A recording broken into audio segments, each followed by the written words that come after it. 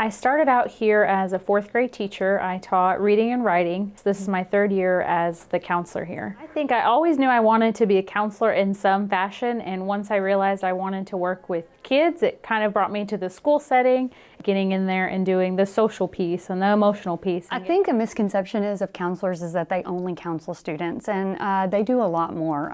She is a chess coach for UIL. She runs our Leader in Me program. She is a testing coordinator. She runs our GT testing. And every 6 weeks, I try and get into each classroom at least one time. We might talk about bullying. We might talk about coping skills. Sometimes teachers say, hey, can you come in for an extra lesson on my kids are really struggling on getting along? Can we kind of go extra with that? And getting into the classrooms is a way to reach every kid and hope that every kid can learn something. It's like if a student's struggling on social behaviors and we have 4 or 5 students struggling on that same behavior, she pulls small groups during the day and works on social behaviors for 10 or 15 minutes, and then they go back to class. For those kids that aren't able to be successful in class through small group or through the class lessons, they really get more targeted counseling individually. When a teacher is struggling, she focuses on the positives instead of the negatives. Okay, well, we have this going well. How can we build on that within the classroom? Just her understanding of what teachers actually need promotes that positive atmosphere on the campus. As far as an individual caseload, I might see maybe about 15 students individually every week. So I give them play therapy and we